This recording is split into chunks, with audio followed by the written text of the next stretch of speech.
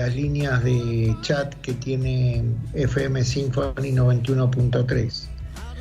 Llegamos a toda la comunidad a través de nuestras antenas y las redes, y como siempre al mundo a través de las redes que tenemos en este streaming.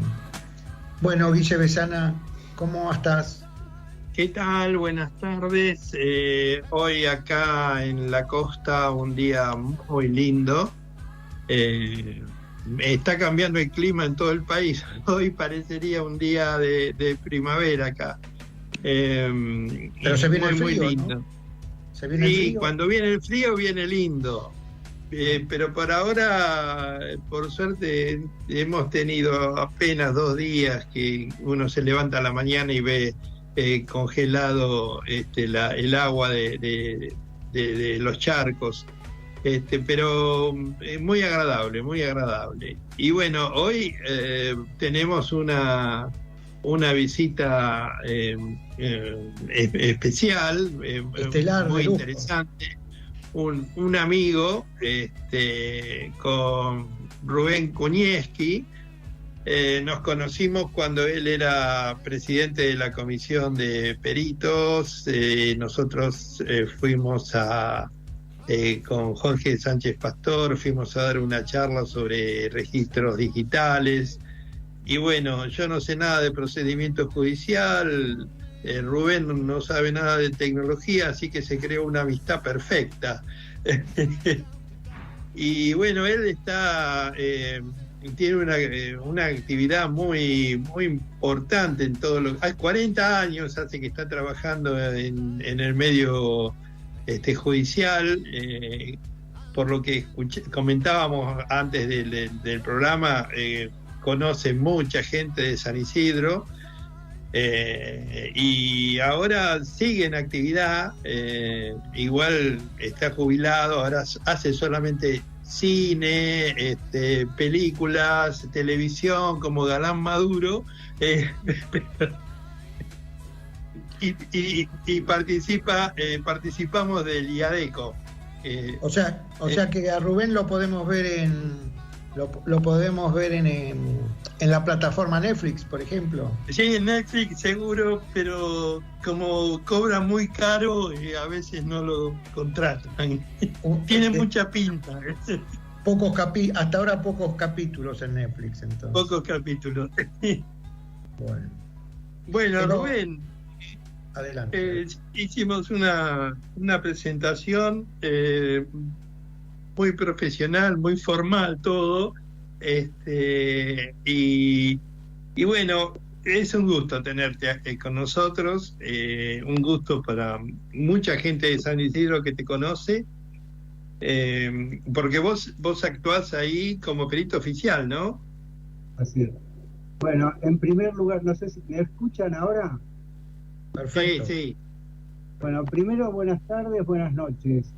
En primer lugar, les agradezco a los Guillermo que me hayan invitado a participar de esta sesión, de esta radio. Y bueno, le aclaro a Guillermo que últimamente estuve filmando con Robert De Niro y con Al Pacino. Grosso, grosso. Así, sí. Bueno, pero como fui auxiliar y soy auxiliar de la justicia, para mejorar la recaudación. Bueno, como bien me presentó, les voy a, he transitado y transito el mundo judicial que me atrajo en diferentes roles, es cierto, más de 40 años en la actividad, luego de graduarme como muchos profesionales hacen. Hay un tema, para aquellos que conocen el ámbito judicial y para aquellos que no conocen. Es muy sencillo. Si ustedes ven, por ejemplo, las noticias actuales, donde abundan casos de estafas, de homicidios, etcétera, la justicia, ¿a quién acude? A los expertos, a los peritos en las distintas disciplinas. ¿Para qué? Para auxiliar, por eso se los denomina auxiliares, para auxiliar a los magistrados a esclarecer. Porque claro, ¿el magistrado qué es? Es un experto en derecho, pero necesita el auxilio de los diferentes peritos en las distintas disciplinas, llámese médico, contador, ingeniero, etcétera, calígrafo, etcétera. Entonces, yo me volqué y por suerte tuve la experiencia en los distintos roles. ¿Qué quiere decir? El graduado en ciencias económicas puede acceder y desempeñarse no solo como perito, sino como consultor técnico, como interventor, como recaudador, como síndico judicial, etcétera. Por mi parte tuve la suerte de desempeñarme en cada uno de esos roles. Y la verdad que es vasto digamos, las cosas que suceden. Llamémosle, es decir, yo estuve de un lado, de los dos lados del mostrador, del lado interno del mostrador como dependiente del Poder Judicial, donde, ¿qué pasa? Como dependiente, el perito oficial percibe un salario, una retribución. En cambio, el que es auxiliar del otro lado del mostrador trabaja con lo que se denomina de oficio, o sea, eso requiere una inscripción previa que se cumplimenta acreditando primero el título profesional y después el pago de aranceles, etcétera, etcétera. Que entre paréntesis, en el día de hoy, la Corte Nacional estableció un valor para la inscripción de 5.000 pesos para todos los peritos. Bueno, esto es como información adicional. O sea que si nosotros nos queremos inscribir como peritos, tenemos que pagar 5.000 pesos. Tal cual, en Nación. Ahora, es un derecho. Y establecieron aranceles no solo para los peritos, sino para diversas actividades, llamémosle también para los abogados, etcétera. Y entre los fundamentos dicen, dada digamos, el incremento de los valores de todos los rubros, entonces decidieron incrementar ese arancel. Una pregunta te quiero hacer. Yo, por ejemplo, tengo un problema con alguien, inicio una demanda. Y ahí el perito que va a actuar va a ser una persona independiente que sale por sorteo, ¿no es así? Tiene que ser independiente, porque es decir, la independencia de criterio es lo que garantiza que sea objetivo y que no tuerza su opinión para ninguna de las partes que intervienen. En realidad lo que vos decís, me permitís que amplíe esto. Vos tenés un conflicto, un ejemplo, una persona, o ya sea física o jurídica, tiene un conflicto o necesita reclamarle el pago, por ejemplo, de algunas facturas a otra persona, ya sea física o jurídica, no le pagan, entonces se entabla o promueve una acción, llámese juicio. Para eso que tiene que contar con lo que se llama patrocinio letrado, o sea, una asistencia jurídica, ¿sí? Entonces, vos decís, el juez, luego de la etapa de que uno dice, niega, el reclamado niega que debe, o etcétera, lo que le reclaman. Entonces llega un momento que se produce lo que se llama apertura a prueba, o sea, el juez decide qué va a aprobar, pero en la demanda Y en la contestación las partes dicen, ofrecen diferentes pruebas. Una puede ser la testimonial, si es que hay testigos de los hechos, la documental, si hay documentos, y otra de las pruebas puede ser pericial contable.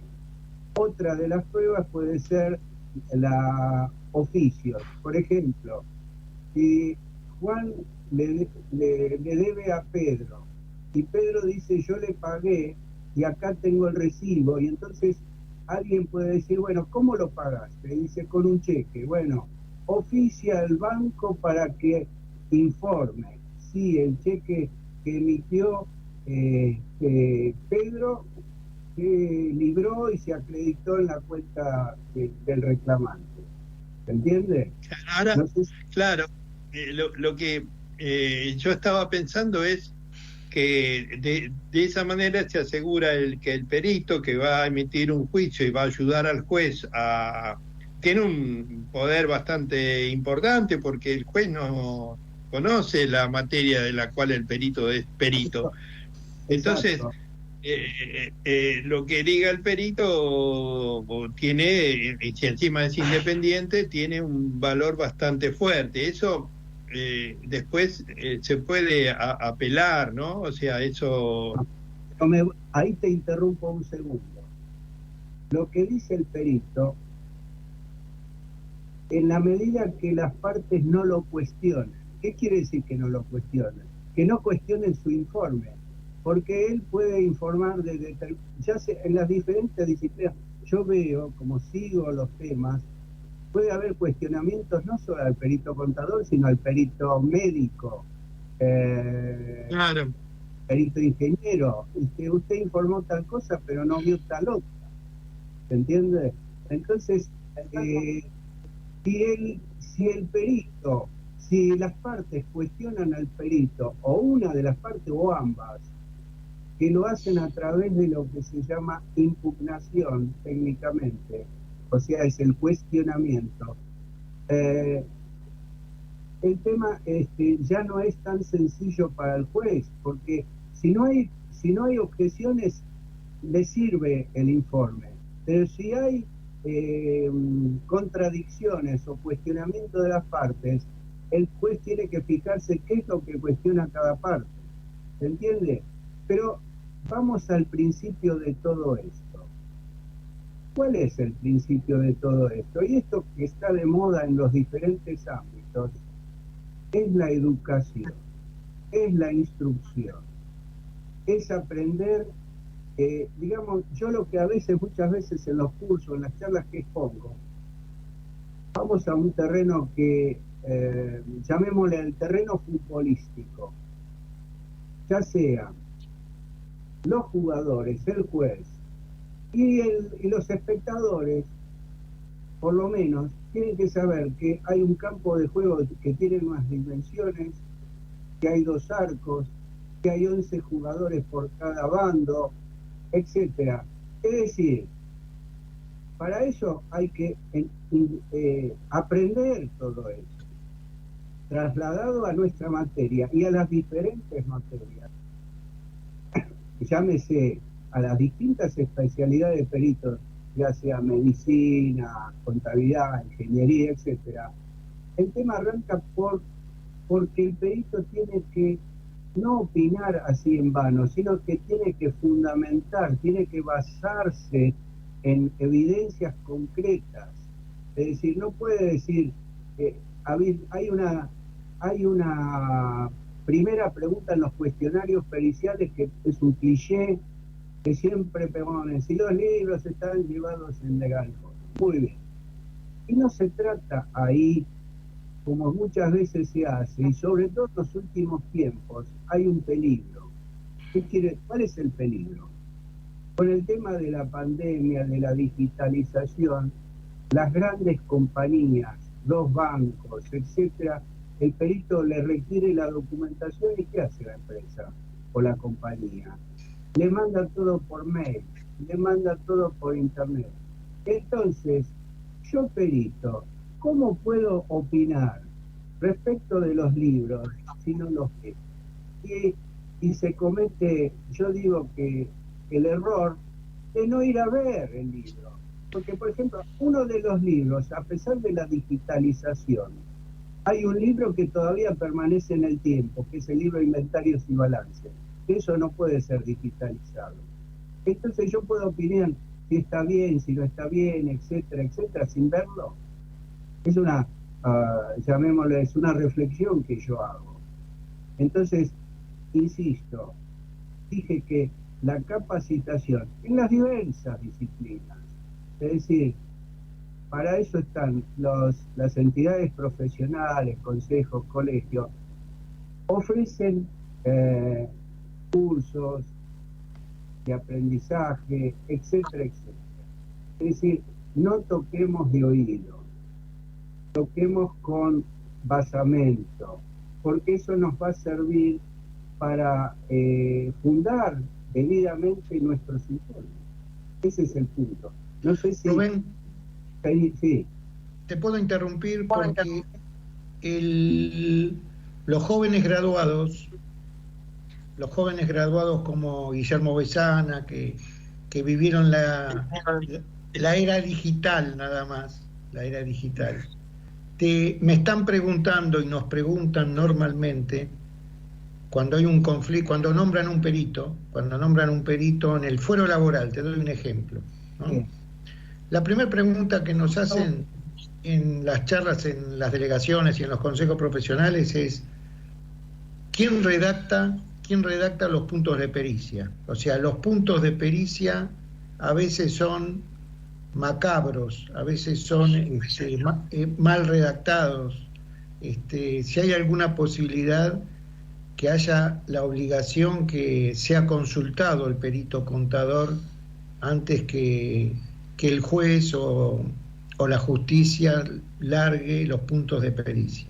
Y después el punto fundamental, que ya ¿qué normas debe aplicar el perito contador público? Porque en auditoría tenemos las normas internacionales, usamos también en Argentina la RT 37, usamos la 50, o sea, normas que enmarcan nuestra forma de trabajo.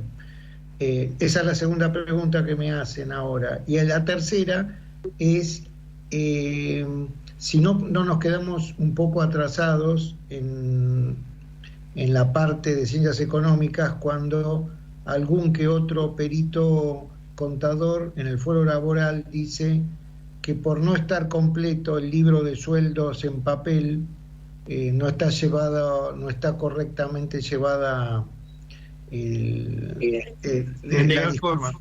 la discusión laboral, ¿no? Cuando en la discusión laboral creo que ya tenés extractos bancarios, tenés transferencias, tenés recibos, ¿no? Tenés otros medios.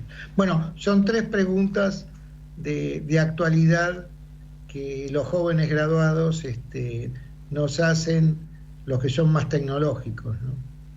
Las preguntas que me formulás en lenguaje no académico, te digo que diste en el clavo.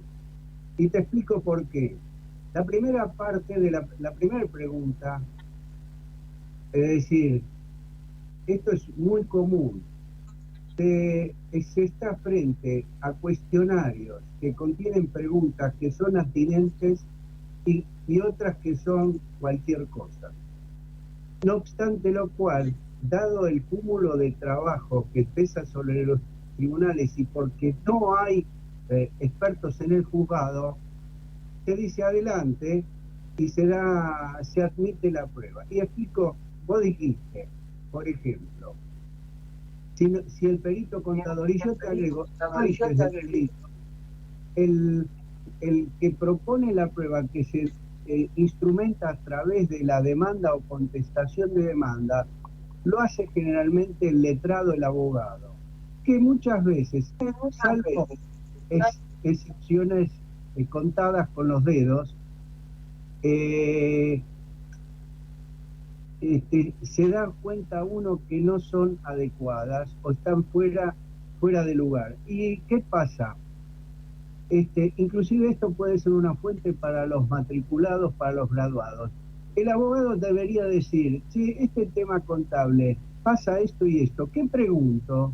Entonces, yo he visto muy pocos cuestionarios, y ahí te das cuenta que intervino un contador, o puede esto aplicarle a otras especialidades médicas, etcétera, donde las preguntas son adecuadas. Yo tengo una colección de preguntas inapropiadas. Por ejemplo, el tema pasa por, en la ley 2488, el artículo 13, marca las incumbencias de los graduados en ciencias económicas. Eso son muchos los letrados y hasta jueces que lo desconocen, porque de repente te hacen una pregunta que no le corresponde a un graduado. Entonces, lo primero que tiene que hacer el perito designado es ver qué le preguntan.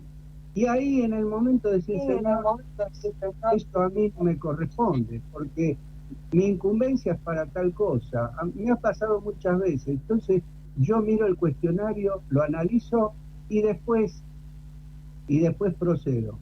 Entonces, te digo que tengo hasta mirar un perito contador, eso es absurdo total. Me pedían que vaya a averiguar, porque se trataba de una persona discapacitada, que vaya a averiguar en qué establecimiento podría alojarlo. Eso es una...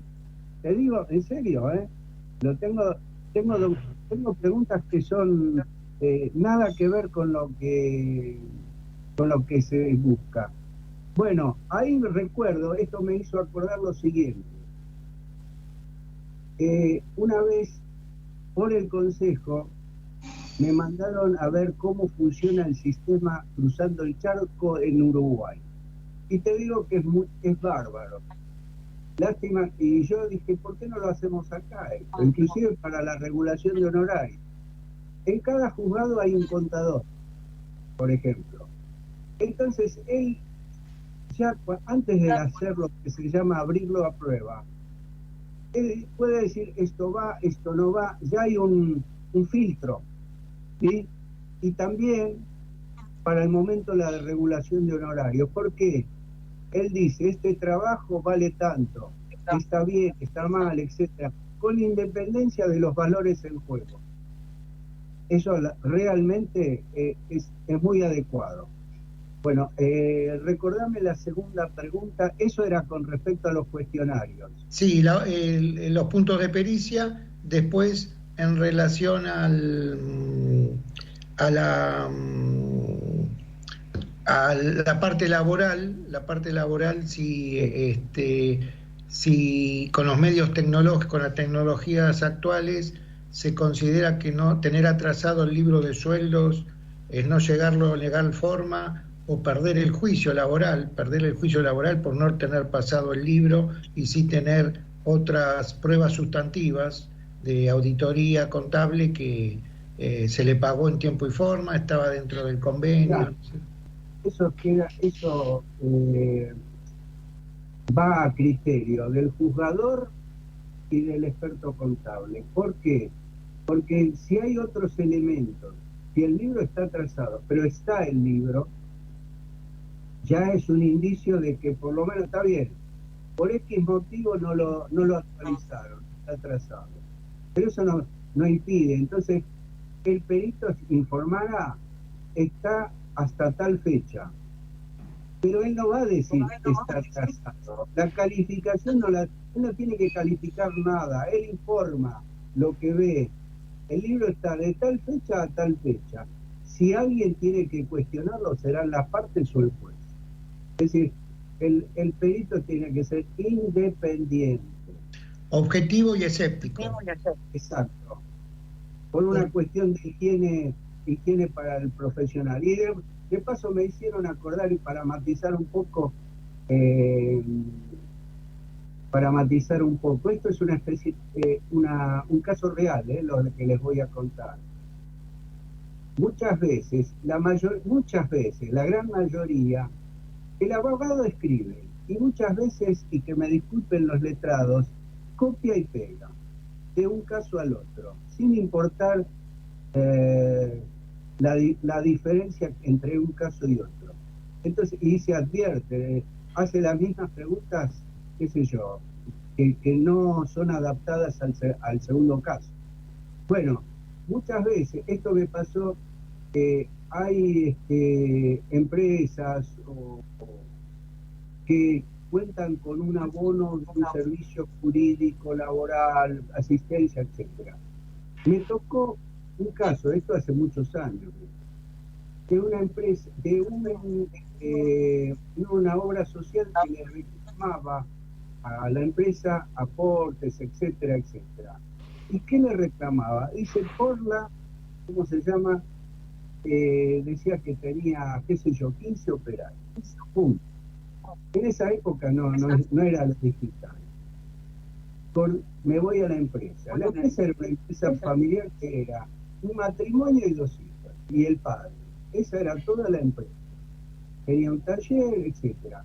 Estamos hablando de la época, qué sé yo, donde estaba la época de Martínez de Oz, donde este hombre se había una fábrica textil, y resulta que el tipo había comprado maquinarias y después se vio en la dificultad de poder afrontar el pago con todos los vaivenes que hubo.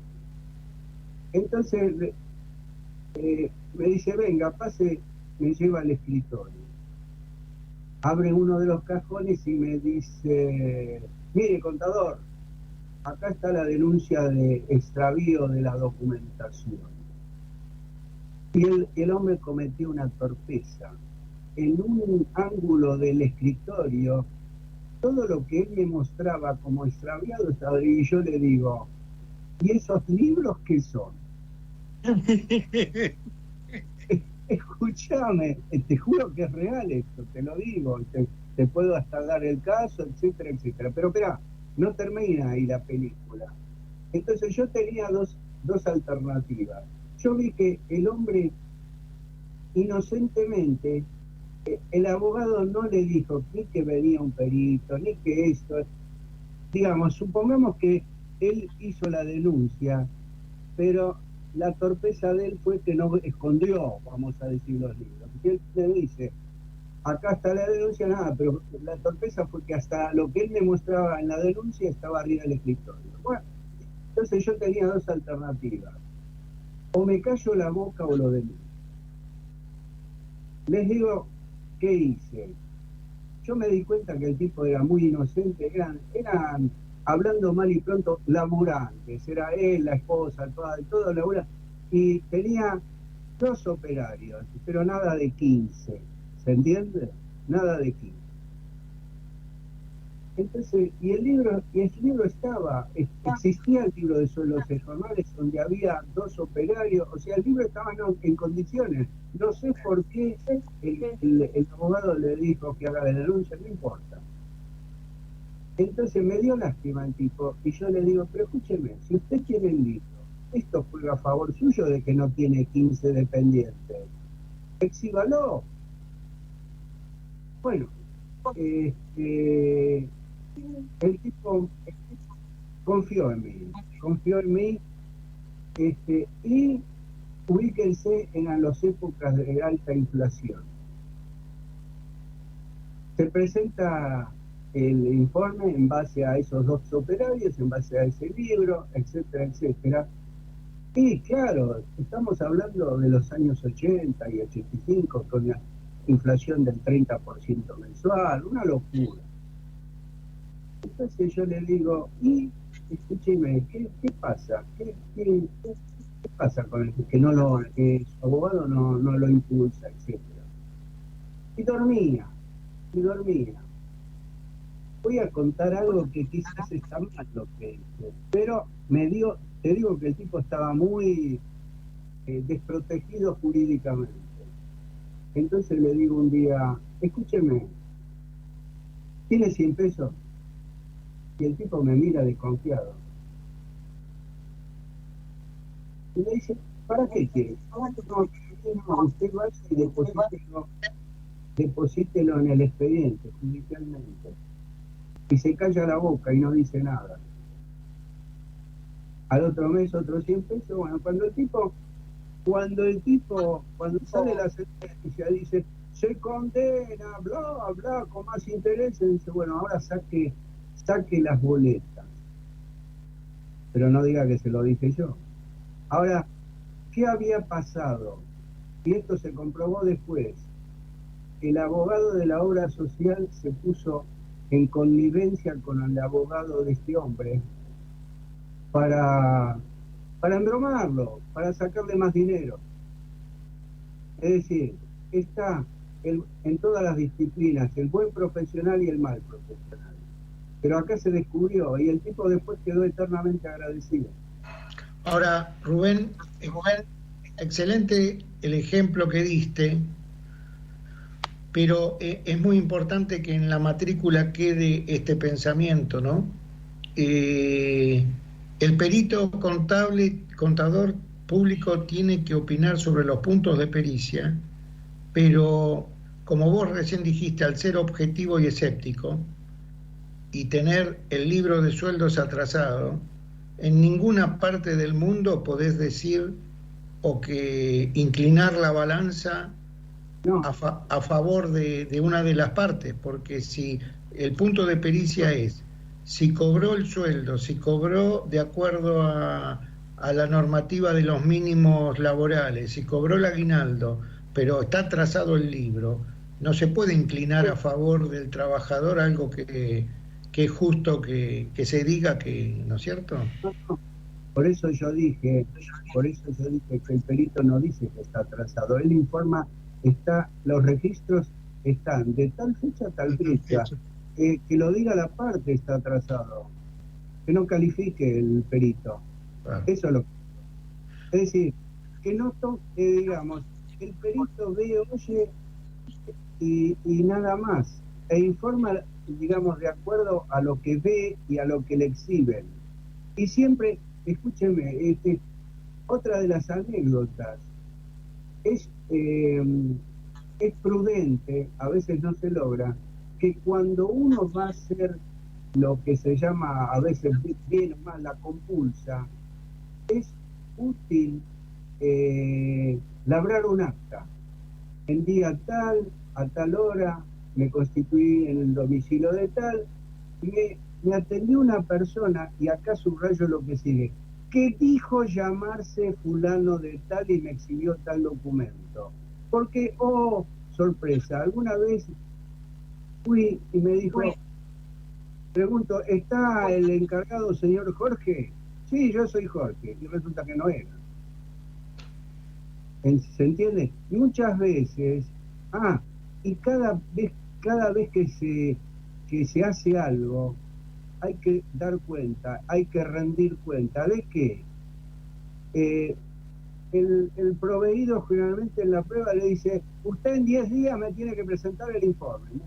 Entonces, yo lo primero cuando acepto un cargo, presento un escrito que dice, solicito que se requiera, ya sea la actora o la demandada, para que informe.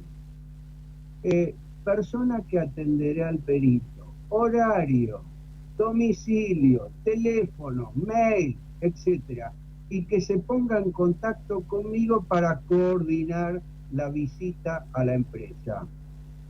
Y dejo pasar unos días. Si no me contesta, digo, mire, señor juez, no recibí respuesta alguna. En este momento, hoy acaba de salir, o ayer, una sentencia donde yo intervine, y donde una empresa le reclama a la obra social el pago de una factura por prestación de servicios.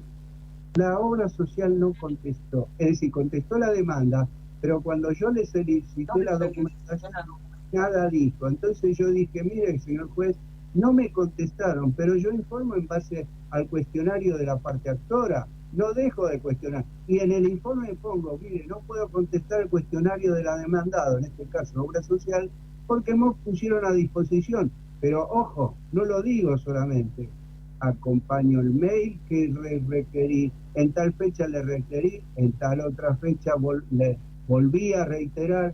Es decir, ¿a dónde voy con esto? El experto, el contador o el perito se tiene que cubrir. Perdón, otra de mis participaciones judiciales, o no tanto, yo participé o fui miembro del Tribunal de Ética del Consejo de Ciencias. ¿Sí? El 60 o 70% de los casos provenían de casos judiciales. ¿Por qué? Y porque no aceptó el cargo, o porque informó mal y no contestó, etcétera, etcétera. Y acá yo lo que marco, esto va para todos los peritos de las distintas disciplinas. El trabajo judicial como experto, como perito, es voluntario.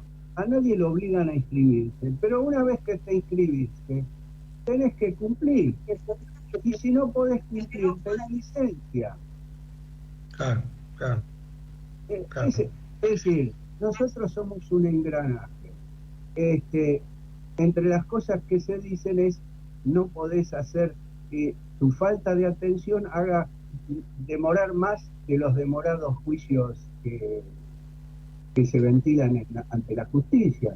Yo tengo, por ejemplo, tengo casos de más de una década pendientes por la tramitación. Es un disparate, pero bueno. Otro de los aspectos que...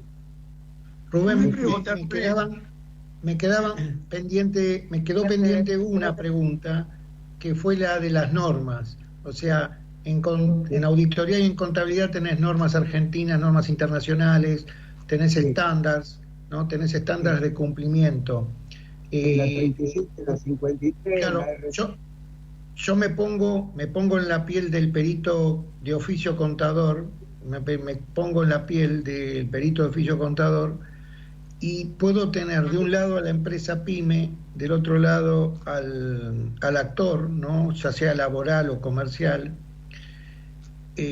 La pregunta que le surge al joven graduado y a la matrícula es: ¿qué estándares profesionales técnicos utilizo?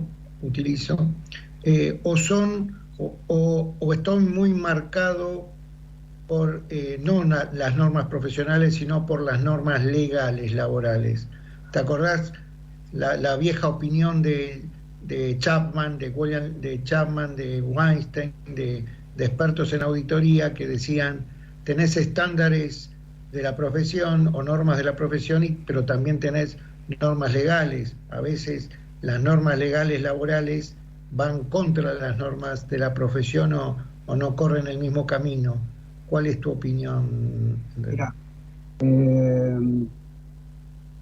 se da un mix de ambas cosas. Te explico. Y vos me lo vas a comprender, me lo vas a entender.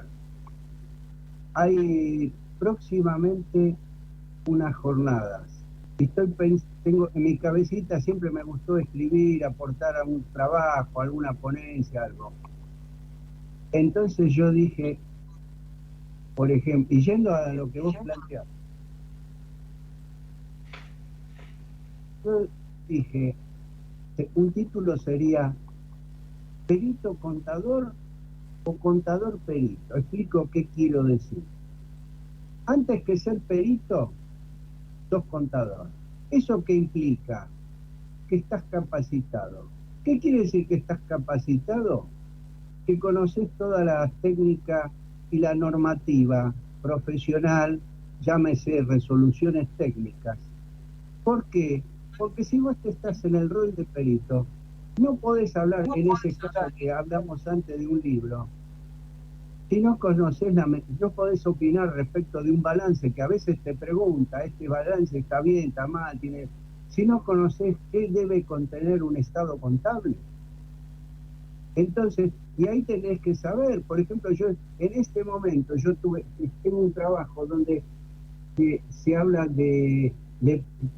digamos, en definitiva lo hacen responsable al contador certificante y a la vez síndico, y le preguntan: señor, a ver, los papeles de trabajo de la declaración y de los balances, a ver, y el colega está en un brete, y cumplió con la RT 37, hoy 53, etcétera.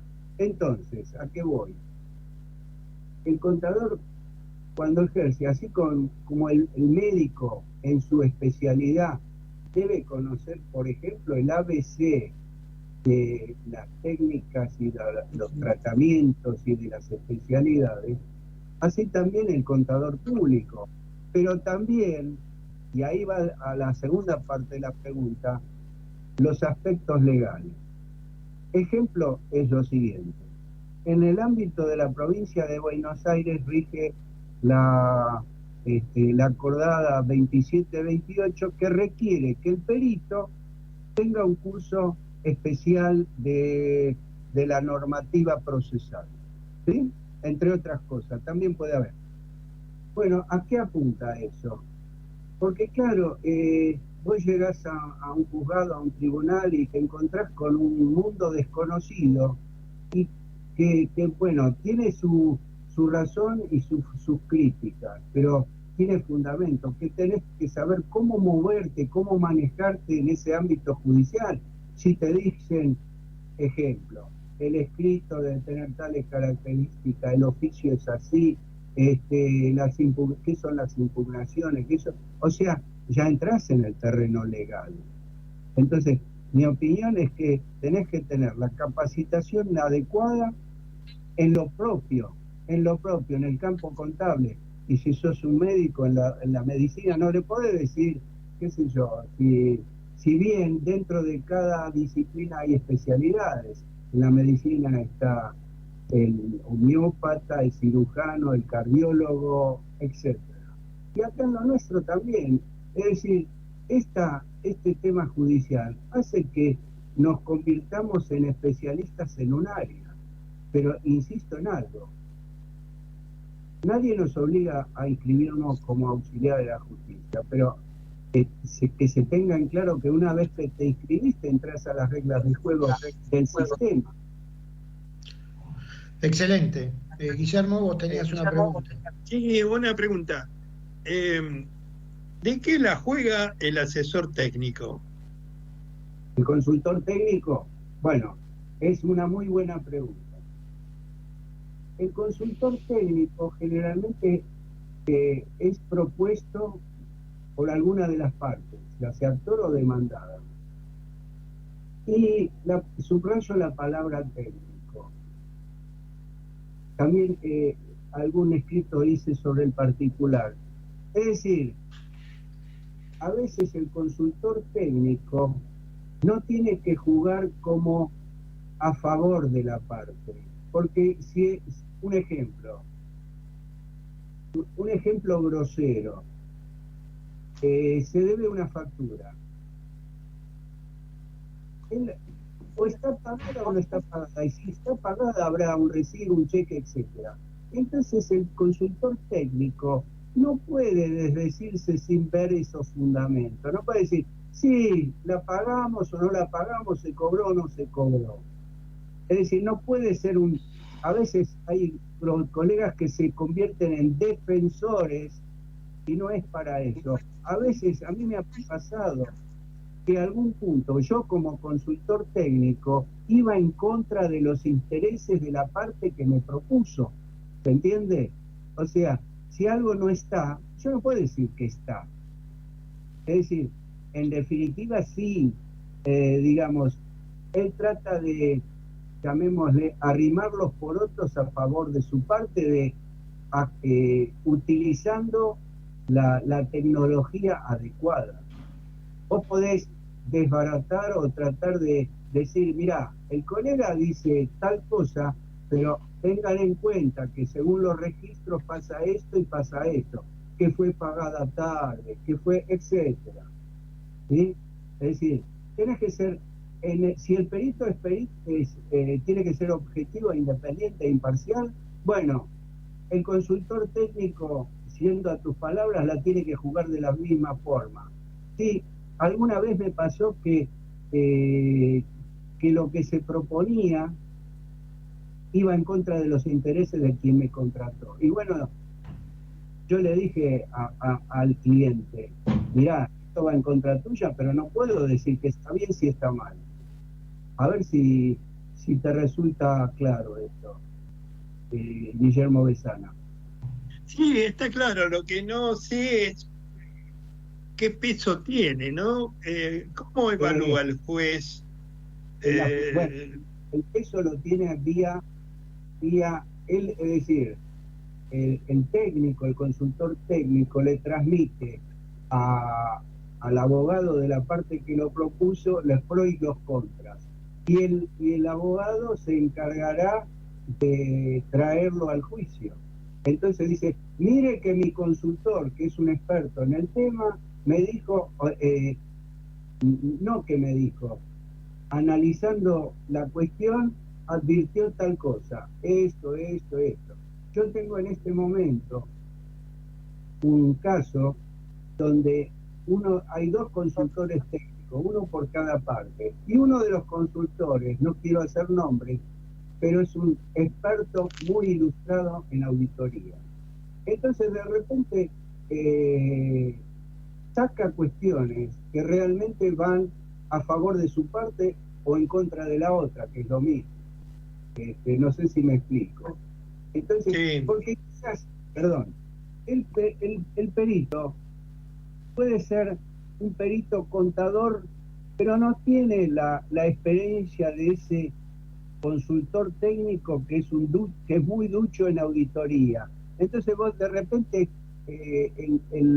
al derecho puedes ver en un balance algo que yo como simple contador no veo, o le falta algo, o no aplicó la norma o la resolución técnica.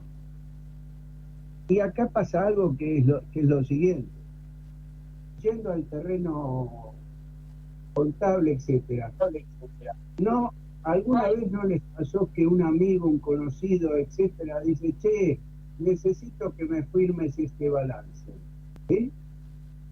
Y por amistad o por lo que fuera, el amigo va y se lo firma. Pero resulta que no advirtió que hay falencias en ese balance. Y en definitiva, él va a ser responsable de su dictamen. No sé si resulta claro lo que les digo. Sí. A ver, si entendí bien, el asesor técnico es el apoyo del abogado de la parte. En cambio, el perito oficial, el perito sorteado, es el que ayuda al juez. El auxiliar del juzgado. ¿Está bien? Sí, exacto. El consultor técnico, digamos, trabaja para la parte, pero el hecho de decir trabaja para la parte no significa que no sea objetivo. Ya, está bien. Es el famoso tema de la NIA internacional, de la norma internacional de trabajo de expertos. El trabajo de expertos tiene que ser siempre objetivo, independiente y independientemente de quién le pague, como es también el perito de oficio. Lo que pasa es que vos, Rubén, dijiste una gran verdad. Qué importante sería modificar el tema de honorarios, asemejándose a otros países, porque muchas veces se tarda demasiado, y con inflación acá en Argentina cobrar una pericia, cobrarla tarde y relacionada con un monto, ¿no? Relacionada con un monto a veces no es justo y objetivo, ¿no? Esa remuneración. Y por ahí viene a veces llamémosle desvío, no utilizar una palabra no académica, digamos. Entonces ahí se tuercen las escrituras y los informes. Claro. Pues sabés que acá en la costa el juzgado que corresponde es el de Dolores.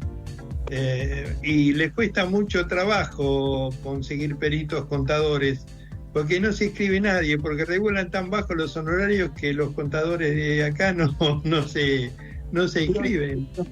Pero escucha, hay una norma de raigambre constitucional que dice igual remuneración por igual tarea. ¿Cómo te parece? ¿Con inflación o sin inflación? Escúchame, yo en este momento, por ejemplo, en la Cámara de Apelaciones en lo comercial hay un expediente que fue apelado y llegó a Cámara en el año 2009. Estamos en el 2023, pero todavía no se resolvió. ¿Qué te parece? Una locura, pero si vamos a hablar de honorarios, son las 20:59. No, vamos a tener que dedicar un programa completo. No, pero no hablemos de honorarios. Acá, dejémoslo, es un punto muy importante, pero para hablar de honorario, primero es requisito traer un pañuelo grande como una sábana. Pero bueno. No es el caso. Yo marco 2 o 3 aspectos. Educación volcada a capacitación, número 1. Objetividad. Y si uno se anota, hay que cumplir, hay que ser responsable. Esto va para todo, sirve para todo, digamos. Esta receta es válida para las distintas disciplinas. Para todas las incumbencias de ciencias económicas, para todas, ¿no? Económicas, Claro. No, bueno, quería comentar que a mí me llamaron perito, ¿viste? Cuando hay contabilidad digital o en la SA, por ejemplo, que todo es digital, el perito designado, que por ahí no tenía mucho conocimiento del tema, me pide colaboración y bueno, por supuesto, pero el juez no me regula los honorarios, a mí se los regula el perito después es quien me paga. Bueno, yo creo que... Vos generosamente vas y le pagás al perito y le decís, pobre, no cobrás. Y hago la última pregunta porque se nos va el programa. Hago la última pregunta a Rubén, que con mucha simpatía me la va a responder. ¿Alguna vez alguna empresa ganó un juicio laboral con sentencia? Sí.